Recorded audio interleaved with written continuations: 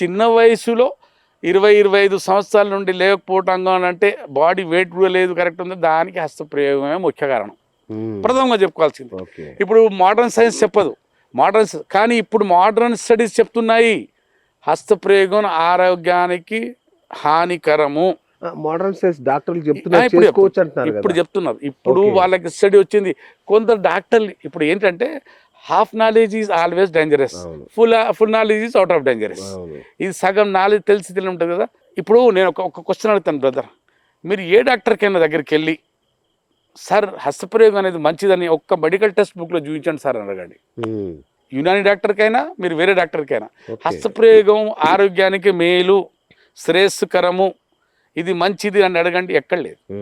హస్తప్రయోగం అనేది ఆరోగ్యానికి మంచిది కాదని, ముమ్మాటికి మంచిది కాదని యునాని ఓ బల్ల గుద్ది చెప్పింది. 1000 సంవత్సరాలు చెప్తుంది. సార్ ఇప్పుడు లోపల సెమెన్ ప్రొడ్యూస్ అవుతుంటుంది కదా, మరి అది ఎక్కడికి పోవాలి అసలు దాన్ని ఎజాక్యులేట్ చేయకపోతే? ఇప్పుడు పెళ్లి కాకముందు, పెళ్లి కాని ఇప్పుడు చాలా మంది ఉంటారు కదా మన దగ్గర, పెళ్లి కాని వాళ్ళకు ఆ వీర్యం ఎక్కడికి వెళ్ళాలి? మన సెక్స్ చేసేటప్పుడు వీర్యం యోనిలో పడుతుంటుంది. నిద్రలో కళలలో స్ఖలనం అయ్యే ప్రకృతి ఏం చేస్తాం? ఇప్పుడు మనం దీనికి వెళ్తామా ఫ్లష్ చేస్తాం. ఇది చేసిన తర్వాత ఫ్లష్ చేస్తాం కదా. మన బాడీలో వీర్యం ఉత్పత్తి అయిన తర్వాత ఏం చేస్తుంది మన బాడీ? ప్రకృతి ఏం చేస్తుందంటే ప్రకృతి ఫ్లష్ చేసేస్తుంది, నిద్రలో తీసేస్తుంది. అంటే నైట్ ఫాల్ అవుతుంది సెక్స్ చేయని వాడికి. అర్థమైంది కదా?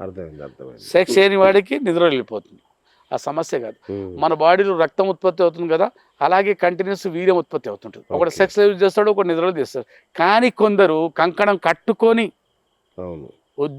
ఉద్యోగం కాదు, ఉద్యమంలో కొట్టుకుంటుంటారు. సబ్బులు అయిపోతున్నాయి స్వామి, అలా కొట్టుకుంటున్నారు హస్తప్రయోగం. దానివల్ల బాడీ మీద దుష్ప్రభావం ఉంటుంది.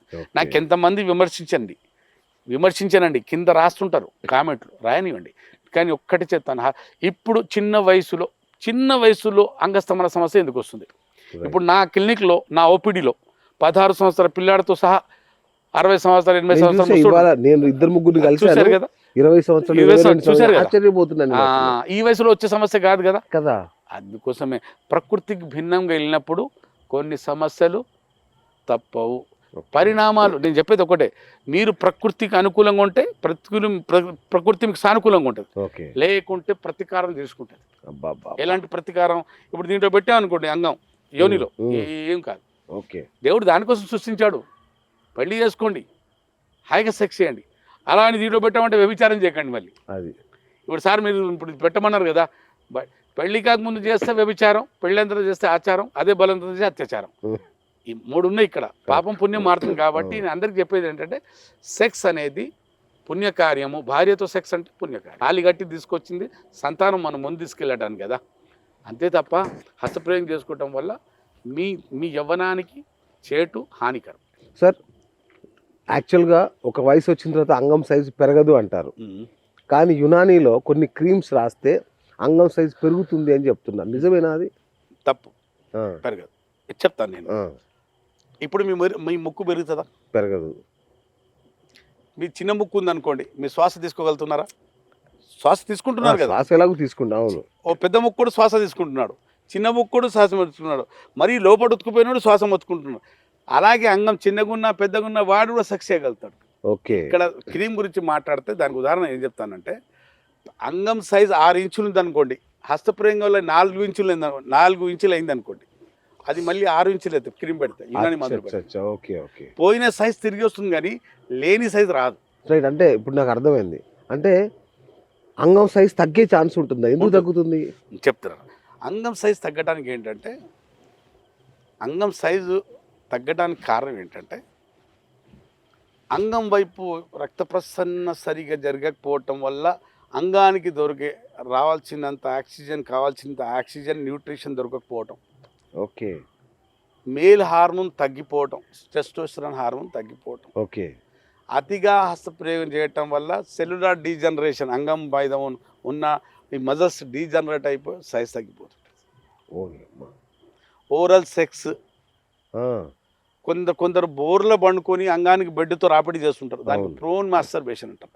ప్రకృతికి భిన్నంగా వెళ్ళినప్పుడు సైజు తగ్గుతుంది, అట్రాఫీ కూడా వస్తుంది అంట. దేవుడా. సో చాలా మంది మగవాళ్ళు ఎదుర్కొనే అతిపెద్ద సమస్య ఏంటంటే అంగం సైజు. సో సైజు ఎంత ఉండాలి, ఎంత ఉంటే స్త్రీ సుఖపడుతుంది, ఈ విషయంలో మగవాళ్ళు చచ్చిపోతున్నారు కొంచెం. దాని గురించి ఒక స్టడీ ఉందండి. ప్రతి మగాడంట తన అంగం సైజ్ తీసుకొని ఏదో ఒక్కసారి లైఫ్లో దిగులు పడతాడట. అవును. అరే నేను సైజ్ సరిగా ఉందా లేదా, నేను సాటిస్ఫై చేస్తున్నానా లేదా అని భార్యకు అడగటం కూడా ఒక హేళనగా ఫీల్ అవుతాడు. నామోషిగా లేదంటే నాకు ఇబ్బంది పాలవుతానని భయం.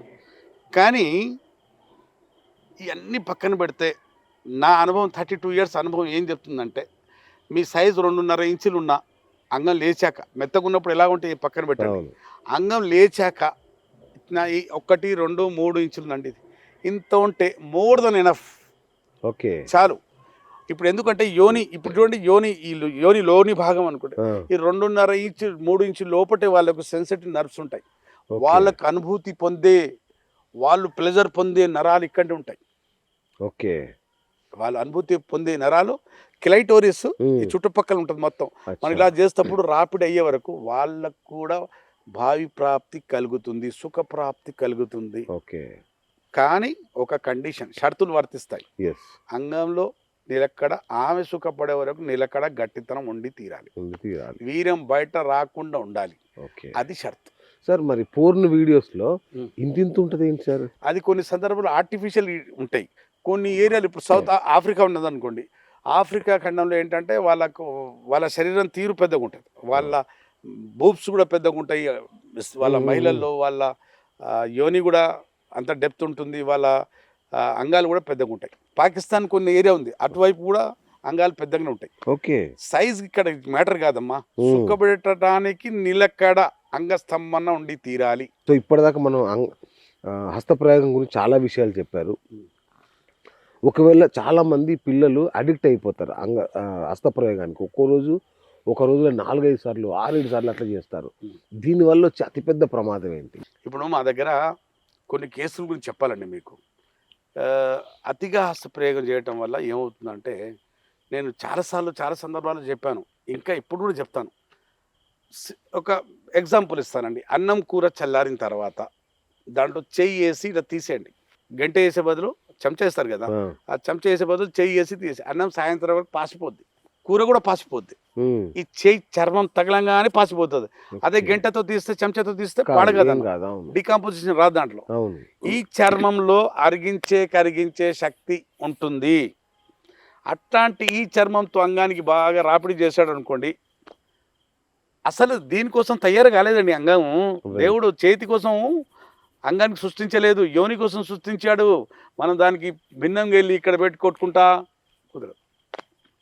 ఇప్పుడు నా దగ్గరికి వచ్చే ఎంతమంది, నా క్లినిక్లో చూసుకోండి, మీరు వచ్చి 16 సంవత్సరాల నుంచి 80 సంవత్సరాల వరకు, అంటే 40 తర్వాత ఏజ్ వాళ్ళు తక్కువ వస్తారు, 40 కన్నా తక్కువ ఏజ్ ఎక్కువ వస్తారు. అసలు లైంగిక సమస్యలు వచ్చేది ఆఫ్టర్ 40 కదా.